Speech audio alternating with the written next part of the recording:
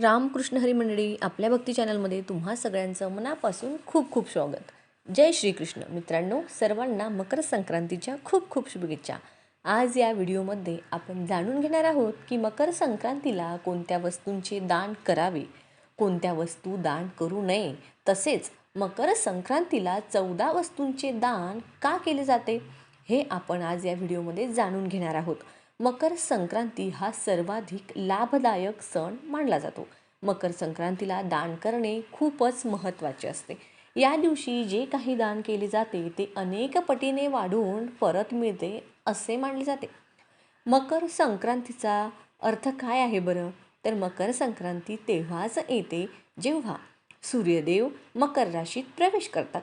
जेव्हा सूर्य मकर राशीत प्रवेश करतात तेव्हा हा दिवस मकर संक्रांती म्हणून साजरा केला जातो. दान करताना कोणत्या गोष्टी दान कराव्या आणि कोणत्या गोष्टी दान करू नये हे देखील तितकंच महत्त्वाचं आहे. हे जाणून घेणं खूप आवश्यक आहे, कारण चुकीच्या वस्तूंचे दान केल्यास लाभाऐवजी आपल्याला हानी होऊ शकते. त्याचा आपल्या जीवनावर वाईट परिणाम देखील होऊ शकतो. आता दान कोणाला करावे? तर बघा, दान हे नेहमी गरजू व्यक्तींना, ब्राह्मणाला, साधू संतांना किंवा ज्यांना खरोखरच गरज आहे अशा लोकांना करावं. दान नेहमी श्रद्धेने आणि योग्य भावनेनेच करावं. जेव्हा तुमचे पुण्यकर्म वाढते तेव्हा तुमची प्रगती होते, पण जेव्हा पापकर्म वाढतं तेव्हा अडचणी निर्माण होतात आणि आपली प्रगती खुंटू लागते. दान करण्याचा भाव मनात ठेवावा. आपण जे सत्कर्म किंवा दान करतो त्याचे फळ आपल्याला याच जीवनात किंवा मृत्यूनंतर परलोकात मिळते. गरुड पुराणात असे म्हटले आहे की आपण जे दान करतो ते सर्व परलोकात आपल्या कामी येतं. जेव्हा प्राणी आपला देह त्यागून परलोकात जातो तेव्हा त्याचा मार्ग खूप कठीण असतो आणि आपण केलेले दानच आपल्याला मदत करतं. जर आपण योग्य वस्तूंचे दान केले असेल तर त्या ठिकाणी मार्गावर आपल्याला सर्व सोयीसुविधा मिळतात आणि प्रवास सोपा होतो. जसं की बघा, उदाहरणार्थ, जर एखाद्याने पादत्राणी म्हणजेच की चप्पल, बूट दान केले असतील तर त्याला तो कठीण मार्ग पार करणे सोपे जाते. मकर संक्रांतीच्या दिवशी केलेले छोटेसे दान देखील मोठे पुण्य देते. त्यामुळे हा सण हाताने जाऊ देऊ नका. दानासाठी काही महत्त्वाच्या वस्तू आणि नियम आज आपण या व्हिडिओमध्ये बघणार आहोत. 14 वस्तूंचे दान. मकर संक्रांतीला 14 वस्तू दान करण्याची परंपरा आहे.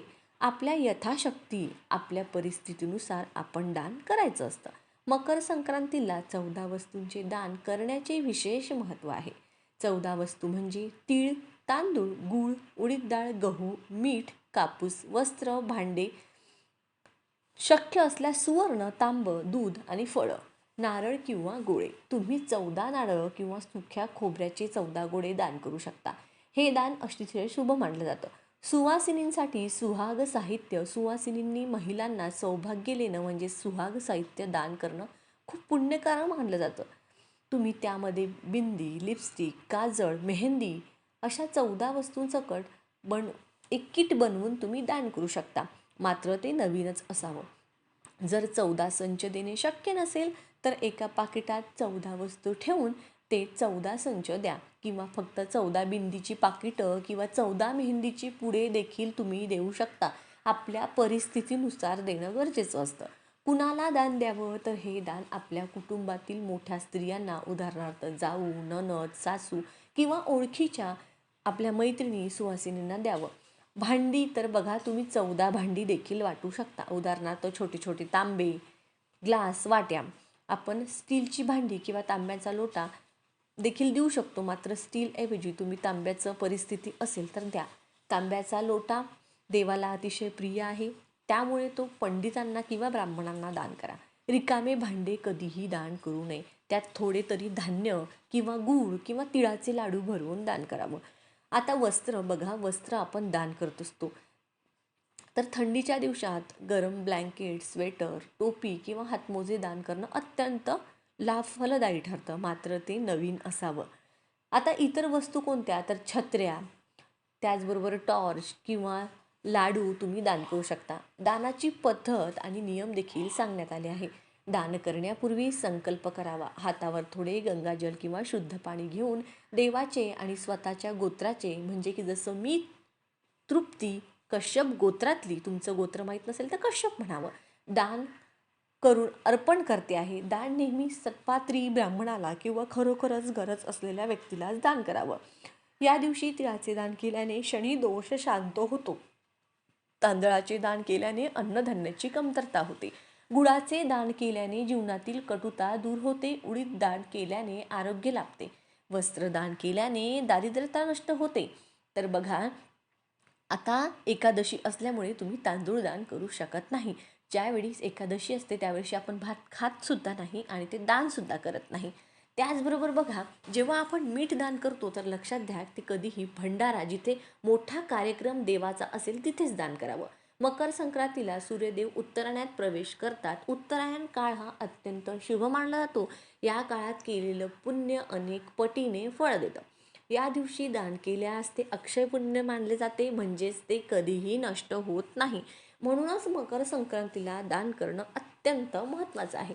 मकर संक्रांतीला कोणत्या वस्तू आता दान करू नये, तर लक्षात घ्या, या दिवशी लोखंडाच्या वस्तू, चामड्याच्या वस्तू, काळे कपडे किंवा मद्य याचे दान करू नये. त्याचबरोबर तेल देखील दान करू नये. तुम्ही जे काही दान कराल ते श्रद्धेने करा. त्यामुळे तुमचे वैवाहिक जीवन सुखी राहतं आणि नशीब बलवत्तर होतं. मित्रांनो, जर तुम्हाला ही माहिती उपयुक्त वाटली असेल तर हा व्हिडिओ लाईक करा आणि आपल्या मित्रांबरोबर नक्की शेअर करा.